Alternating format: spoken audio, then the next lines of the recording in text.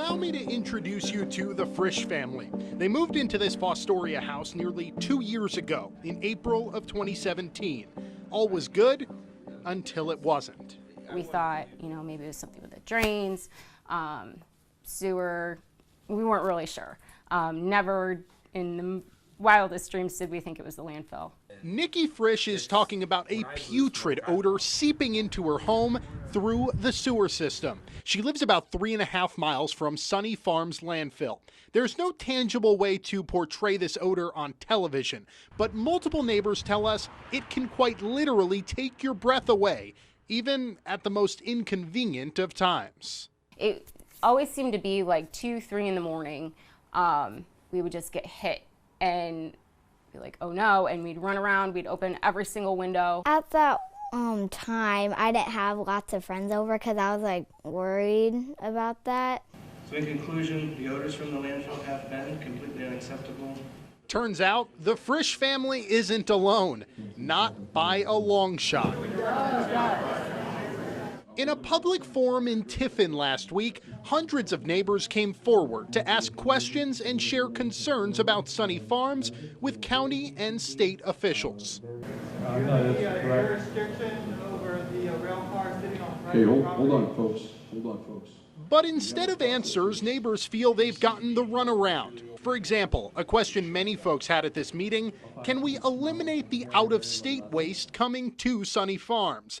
The answer wasn't popular. It turns out the U.S. Supreme Court ruled in a 1978 case that waste material is considered commerce, and the Dormant Commerce Clause in the U.S. Constitution doesn't allow interstate waste to be regulated on a local or state level.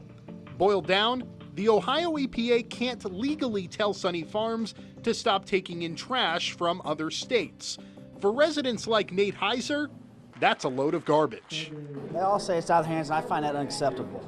There's got to be limits you can put on these corporations that just bring in these massive amounts of waste at all the residents' expense. It's not fair. Somebody has to do something. They're Environmental Protection Agency, protect the environment. They're the health department, protect our health, protect our well-being. We need those agencies to stand up for us. We take, construction demolition debris.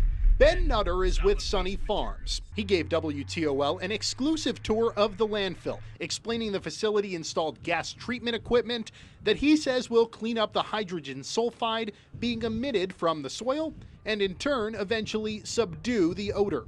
We know and we're confident that the systems that we're putting in place are the right systems and will do the job and will correct this temporary issue. So if people still have questions, and I'm sure many will, we'll continue to answer them, and we'll continue to prove to the community through monitoring and through community outreach, what we're doing to make sure that we don't end up in this situation again. While the Ohio EPA provides Sunny Farms with its operational permit, the Seneca County General Health District is responsible for the landfill's license. Beth Schweitzer has been health commissioner since 2014. She says the permit and license are different, but she incorrectly said the EPA has the final say. The county health district, in fact, can deny Sunny Farms its license. Sunny Farms could then appeal, but if the appeal is denied, Sunny Farms would not be allowed to operate according to the EPA.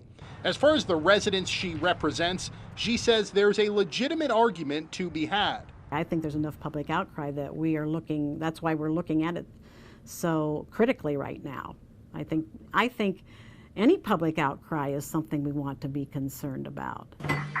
Back with Nikki and family, they'll continue on with their daily lives, hoping they'll soon be able to stop and smell the roses rather than the garbage.